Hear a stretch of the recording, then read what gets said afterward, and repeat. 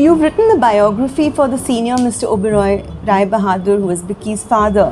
While researching the book, did you come across some interesting stories about the family in general and Bicky in particular?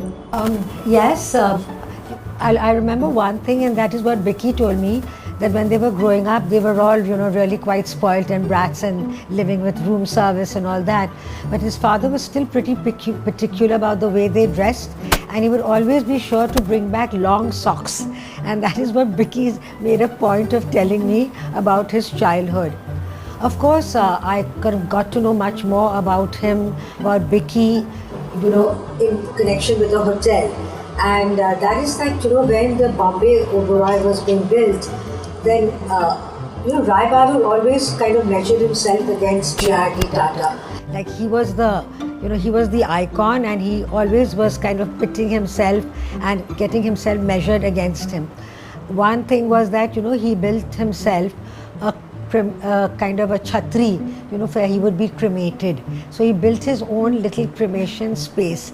And he built it actually because he realized that in Delhi, even the VIPs would have to wait, at the Nigam Bodh Ghat, for their turn. And he says, I'm not going to be waiting in this queue. And so he built this. And it's just really very beautiful, and like all his rooms, it's again, as I wrote in my book, that even death should be a room with a view. But the sad thing was that the first person to be put onto that cremation platform was Bicky's older brother, Tikki, that is Tilak Raj Singh Oberoi. And I think this is something that I kind of have always felt about Bicky, is that he was not the heir apparent. Tikki was the heir apparent, and he really was his father's favorite. And I think it's like the Avis and Hertz, that we are number 2, so we try harder. And I think that is why Bicky kind of went so all out to prove that he could do it.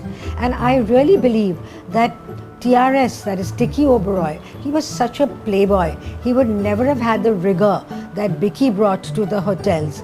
And whatever you may say, with all the superficial gloss and class and all that, there has to be a great rigor behind the building of these hotels.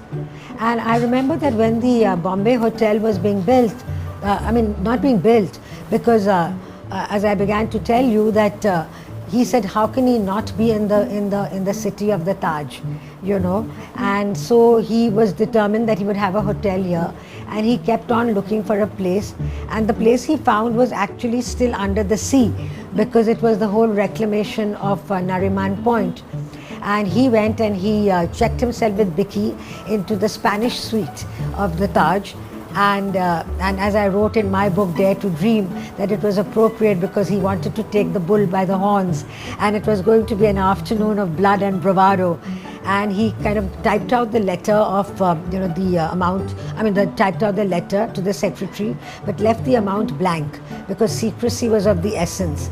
And he then filled it in by hand, which I remember was rupees 2,640 rupees per square yard for an 8,000 odd meter plot.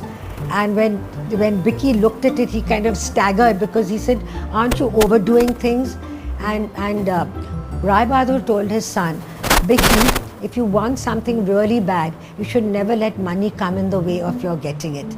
And I think Bicky followed that to the T, because he also never looked at the cost and kind of overdid his father really in that business.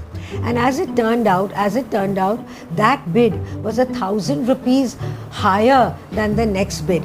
And Sir Dorab Tata, who was then of the Taj, said, Rai Bahadur, have you gone mad? And then he built the hotel with a great deal of difficulty, because the land was under the sea. Then it was reclaimed. Because it was under the sea, the caissons had to be built to secure the foundation. He wanted a building that was higher than anyone else. Then because of that, it had to go deeper, and the windows had to be that much stronger. And he had a lot of difficulty getting the permissions, but anyway it got built. And then Rai Bahadur looks out, and then he turns to Bicky and says, Bicky, do you think you can build another hotel here? Not very large, but grander than this. And Bicky was again staggered, and he said, we've just had all these problems. I mean, are you sure? We don't even know if it will work. And his father said, it will. And sure enough, I mean, the Oberoi has set a standard that is really yet to be equaled. Bicky grew up in hotels. Rai Bahadur came out of nowhere. He was from an obscure town in what is now Pakistan called Bhaun. He hadn't even seen an Englishman, till he was 15 years old. He hadn't seen a bicycle, and yet he kind of created these splendiferous edifices. So Oberoi built with a mission, Rai Bahadur, and I think Bicky built with a passion. Bicky's passion is something that is really difficult to understand and difficult to match. And if I may say so, I think I came to appreciate Bicky that much more when I was doing my next book, which was on Captain Nair, who had the same kind of passion. And I remember the executive chef of the Leela, Angshuman, saying that there are only two people who understand the food business in this country, and one was Captain Nair and the other is Bicky Oberoi. And both of them never cut corners, they never cut costs. They said no, with Bicky, the carpets had to be hand knotted, the curtain rails had to be solid brass, the silver had to be sterling silver. Even in the coffee shops with both Leela and Oberoi, they had to have the full service, no paper service, the full linen service, the full Rosenthal, crockery. So they never, cringed on that. And you have to do it that way, because he built it for. He really built the first business class hotel, and that was the Oberoi Hotel in Bombay. Maybe the Intercontinental in Delhi too, but I think the Oberoi Bombay really set the standard of a world-class business hotel, which is why you will see the difference between an Oberoi lobby and a Taj lobby. So the Oberoi lobby is very laid back, it was very, very cool and understated. And Oberoi, when I say Oberoi now, I mean Bicky. So Bicky was very sure that he was prepared to let go, money and local custom, because he was pitched for the international global traveler. And so the seating is set back. You will not find children running around the lobby. Everything is very understated. He did not allow weddings for a very, very long time. I don't know if he still does, because now the bottom line is something else. But for years and years he didn't. He never allowed anyone into the health club, unless they were bona fide guests. And to put off and to ward off, the kind of VIP custom of Delhi, the politicians, and still manage to hold his own, it takes a lot of guts. So, there were all that, and so he was just determined that it would be in a class of his own. I saw Bicky in action much more when Bicky, when I first met Bicky, he was still ill and he was living in London. So I met him in his flat in Chester Row, which was a friend's flat, when I had to go and talk to him about his book. And I said, I was trying to write this book as fast as I could, because Rai Bahadur was already 90 years old. As it happened, God bless his soul, he lived for another 12 years. But so I really was writing this book as fast as I could. And I said, why do I have to go to London to meet, a guy who was otherwise in Delhi? And I was told, in Delhi you will not get a minute with him because he's just too busy. So that's when I met him in Chester Row.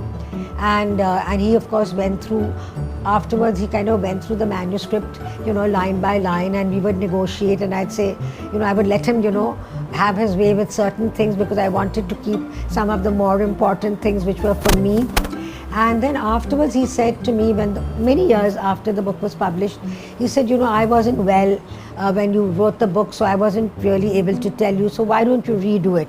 So I was supposed to redo it, and I kind of added 7 more chapters, because I thought I should now do legacy, because by then his son, Tiki's son, both were in the business. It didn't happen. But at that time he was building Amar Vilas, and so there he was, absolutely on the ball. I remember he made them tear down all the electrical fittings which were on the corridor, because he said, look at these people. Somebody will come drunk from the bar and he'll be banging his head. They put it at completely the wrong level. So he didn't mind, going right from scratch and redoing the entire electrical fittings. And I would tell him, I said, but Vicky, you are such a control freak, if I may say so, that everybody else probably gives up. He says, well, let them give up because they'll get it wrong anyway. So he was this really arrogant man, compared to his father. Maybe I met his father when the father was much more mellow, and I'm sure he was as much of a lion in his youth. And many years later, I would find people talking about Bicky as the old man, as the elder person, the elder statesman, in the same way that they would have that the other generation would have spoken about his father.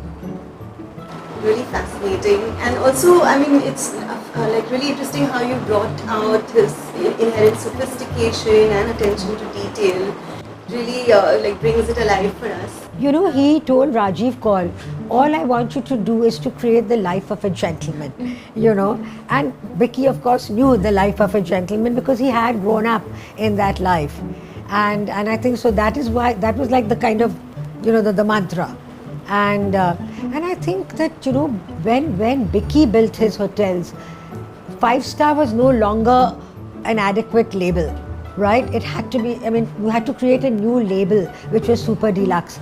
And then he became, part of the leading hotels of the world. Udaipur became the best hotel in the world. And again, even Leela then had to set its benchmarks to that. Because Rajiv, in fact, told me when I was doing the book, by which time he was with the Leela, he said that when I saw the kind of change that happened when Udaipur got best hotel of the world, then that is what we began to aim at. Because otherwise, as he put it, the Taj was the lake palace and the Oberoi was the fake palace.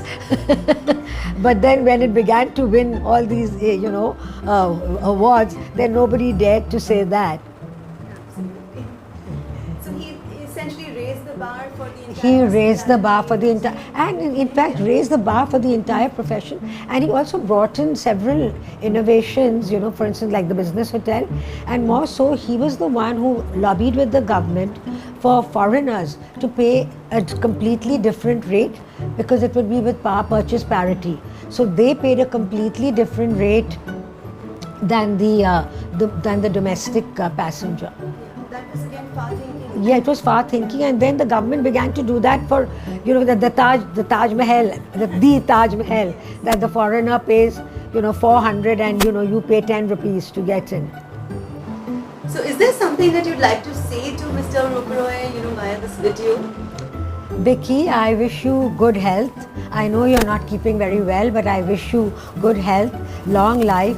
And it's my great regret that I never did do your biography, even though we were planned to, because you taught me a great deal from Rai Bahadur's book, and I would have learned far, far more about perfection. And I will always remember what you told me, and it's something that I tell my journalists, because you said that the hotel business is like showbiz. You have to come up with a new act every time. And this is what I tell my journalists, that when you write, you also have to come up with a new act every single time.